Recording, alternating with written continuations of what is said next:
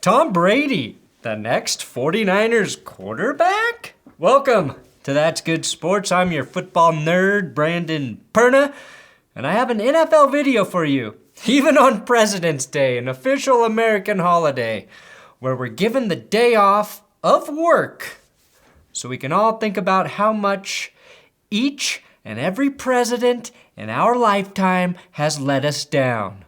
Speaking of letdowns, Tom Brady may be eyeing the 49ers, or it all might be BS.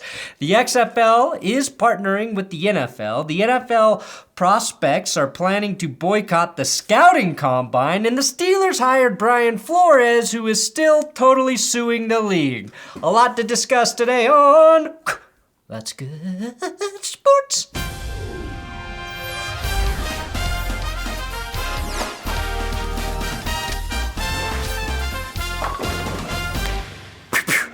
Hey, if you want me to keep the mustache, then like this video or subscribe to this YouTube channel.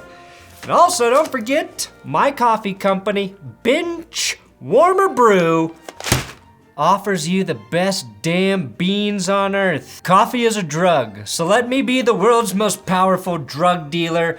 BenchwarmerBrew.com. Check out our craft coffee. It is damn good coffee. We've got 5 points. We've got the Urinating Tree Dark Roast and mine, and if you sign up for the subscription service, that's the cheapest way to get my coffee. Check it out, benchwarmerbrew.com. When you support that channel, you support me, you support Tree, you support 5 points. And if you like coffee, it's damn good! Okay, I just dropped a USFL video yesterday about their coaches and their new uniforms, so it's fitting that we have a big piece of XFL news today.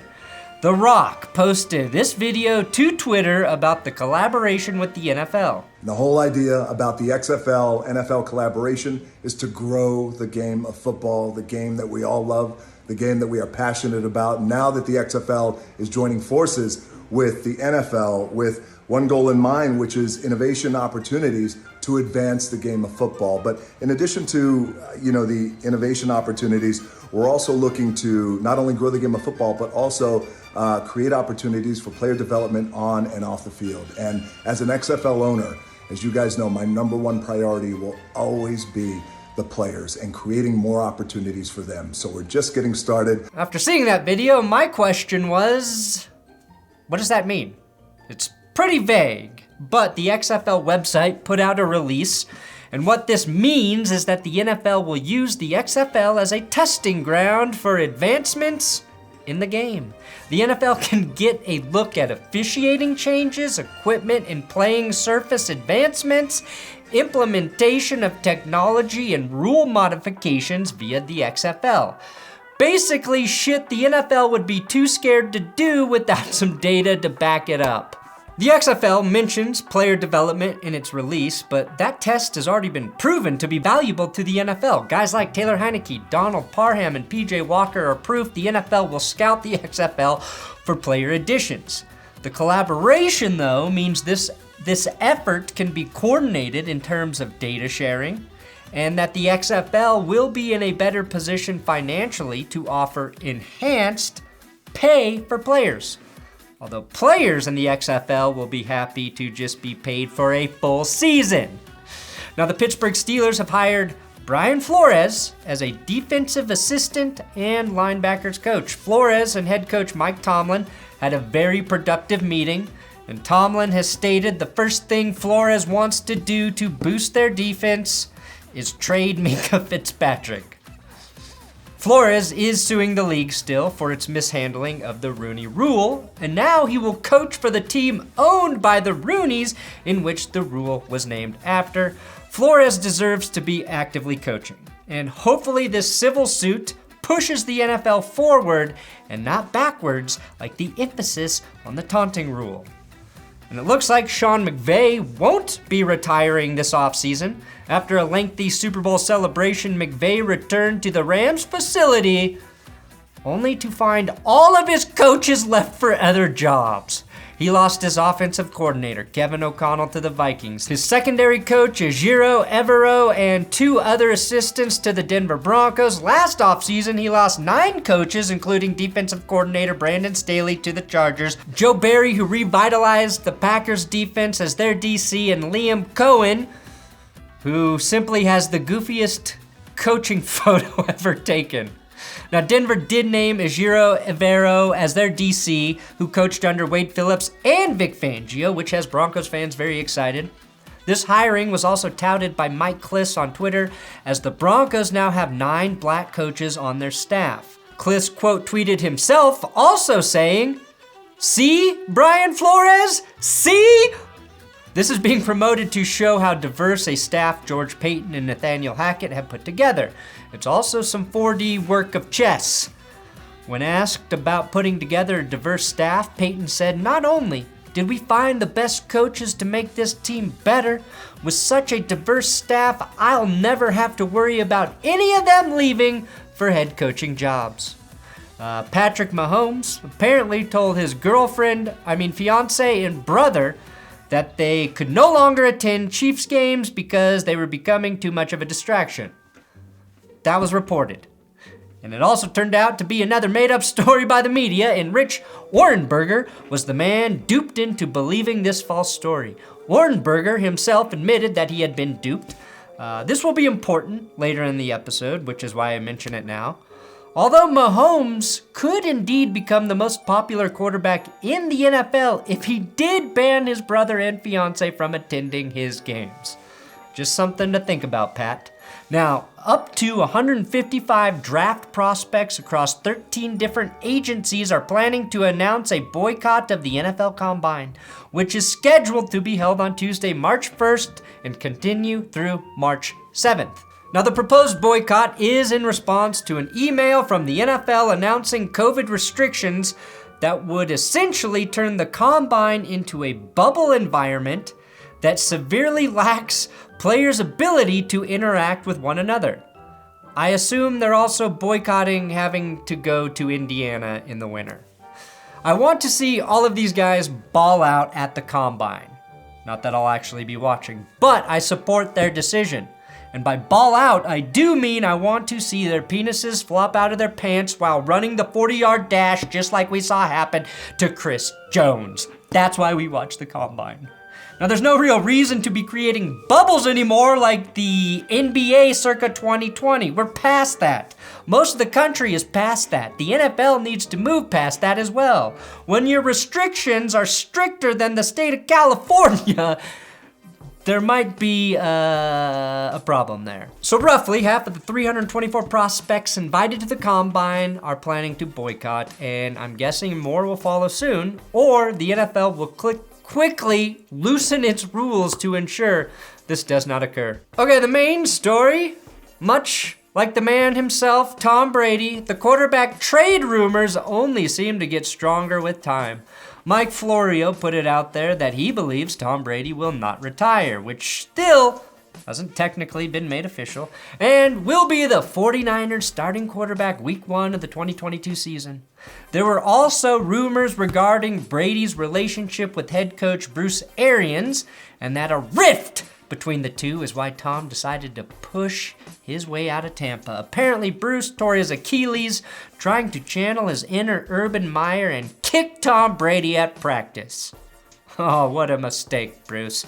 You cannot kick the golden boy. Now, Florio is basing this idea that Brady would go to the 49ers off an email he received from someone whose identity he did not want to reveal, which is usually what journalists do with their sources anyway, don't reveal them. But since Florio mentioned it, this seems like an atypical source, more of a friendly email that Florio is turning into a story where there is none, or where he trusts this person, has a bit of knowledge on the situation, and is putting it out there in a very loose way while news is kind of dry. Is there any evidence that Brady contacted the 49ers? Not since he was a child rooting for them in this getup. But another thing that was reported made it appear that Brady might be more done with Tampa than he is the NFL due to that souring relationship with Bruce Arians this last season. That was tweeted out by former NFL player Rich Orenberger. Yeah, the fake Mahomes story guy who now works at Fox Sports Radio. Orenberger admitted that he was duped on the Mahomes story, but has doubled down on the notion that Brady and Arians clashed like a Speedo and Kangol hat, which is how I imagine Bruce Arians on vacation. He has also stated that his source is impregnable. My defense is impregnable. So I'm confirming his source is longtime Buccaneer Mike Tyson. My defense is impregnable, and I'm just ferocious. I want your heart. I want to eat his children. In one weekend, we had Florio predicting Brady to the 49ers and Orenberger dropping news about Tom's displeasure with the Buccaneers. That might be true, but it doesn't mean that's why Tom decided to retire. I have Rich's tweets up on the screen right now for you to read. What I will say is one of Rich's college teammates and closest friends, A.Q. Shipley, is an assistant coach with, yes, the Buccaneers. Rich was also teammates with Tom Brady in New England for 3 years. This was pointed out by NBC Sports and Florio. So in terms of having a source in Tampa, it's fair to believe Rich does. Whether or not Arians was fucking with Tom Brady and Byron Leftwich's game plans will probably never be known. It also suggests that Tom Brady and Byron Leftwich had major disagreements on offensive game plans. If that's true, then I side with Tom Brady on leaving because this would mean both his OC and his head coach didn't trust him. The quarterback with the most Super Bowl wins ever who just won them a Super Bowl, and they're questioning his offensive game plan? Yeah, I'd be getting the fuck out of there too. If I were an NFL offensive coordinator and Tom Brady was my quarterback, my game plan would be, let's do whatever you want, Tom. You want to throw it 70 times? Let's throw it 70 times. You want to run it 50 times? We'll run it 50. Just tell me what you want to do and I'll call the damn play. Now, Arians already denied these reports, stating, and I quote, "I mean, that's such bullshit. That's what pisses me off. It seems like there's one of these stories every day now. Everybody is speculating he's going somewhere else. That don't bother me. This other bullshit, the relationship thing, that's so far-fetched." Sounds like Bruce. Now, George Kittle reacted to the Brady and apparently Rodgers rumors that they might go to the 49ers. And I feel like he illustrates how most of us feel at this point. Some people are tying Aaron Rodgers with you guys. Any reaction to that? Awesome.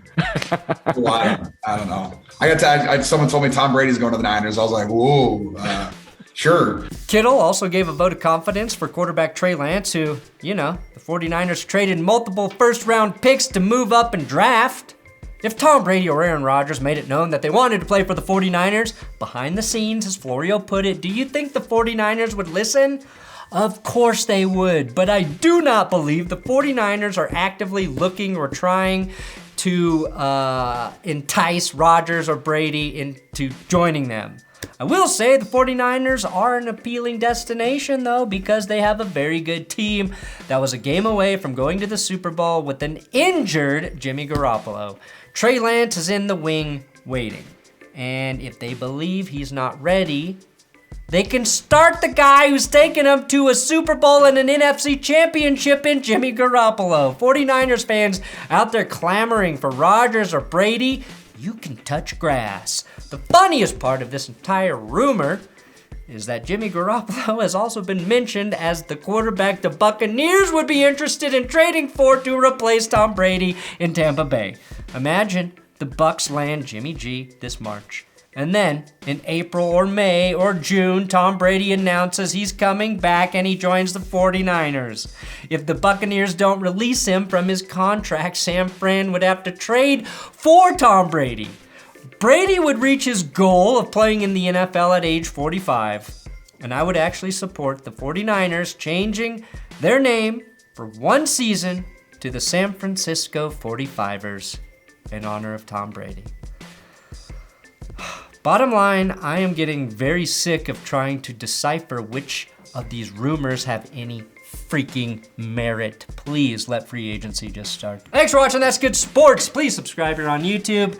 Again, I dropped the USFL video yesterday. You can watch that if you'd like, and I'll have updates on the USFL draft and key free agents and where they might be going later this week. So please don't forget about me.